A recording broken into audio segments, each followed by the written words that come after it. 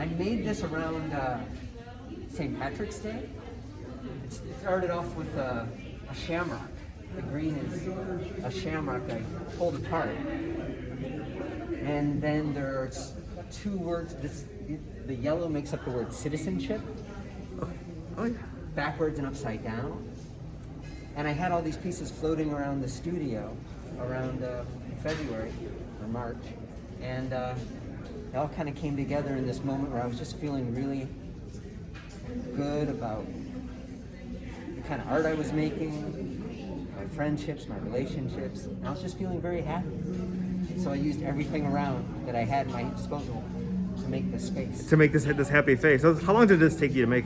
Oh, I worked on it for a few months. A few months? You know, it's on a table and you're moving things around constantly, tying things together, moving it apart, moving the wires around. To get the perfect piece. Now you started off in graphic design. When did you switch over? When did you start incorporating, neon into your work? I started making neon about 12 years ago, but as a professional designer, I've been working with neon forever.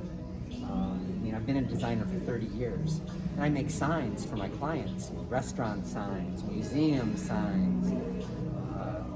So neon has just been one of those materials that I've been using commercially. And so I finally just decided, it's time for me to incorporate it into my artwork. Into your artwork. I want to talk about this open piece. Can we walk over here and take a look at this? Yeah. This piece is starting to do very strange things for me when I think about the pandemic and when everything shut down. I had the open signs and I put them all together into what I call a campfire. Because this gives you the idea of, for me, the way that I interpret it, it's, when you're on vacation and you go somewhere, you see all the open signs and everything seems inviting, or you're out with friends in the middle of the night and these are all the signs that you see in your city. So I think it invokes so many different emotions of what the word open actually means. It does all of that. And it gives off an amazing glow, as you can see. Oh, exactly. And then I also want to talk about the single words that you have up here. Where did those come from, and what impact did each one of those words mean for you?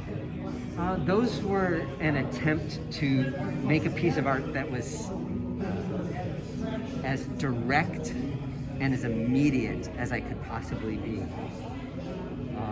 They also were designed so that I could install them and move them myself, because some of these neon pieces take many hands to move. But a piece like,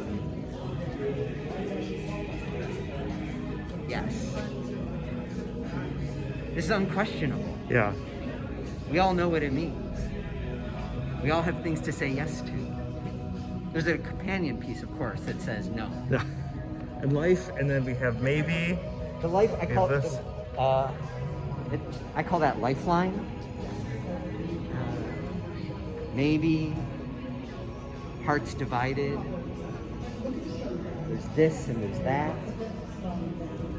There's white line, two blue tears, hearts.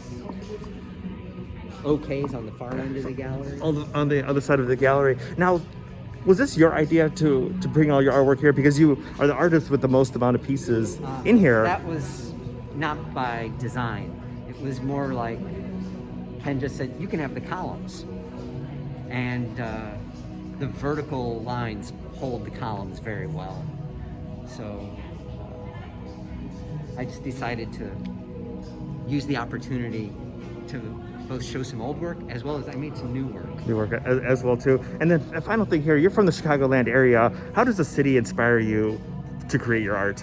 Driving around Chicago, on Western Avenue, Ashland, California, there are signs everywhere. And we have such amazing, great signs. Automotive signs, restaurant signs, podiatrists, laundry signs, that as a designer, I can't turn the inspiration off. The city's constantly fueling everything I see.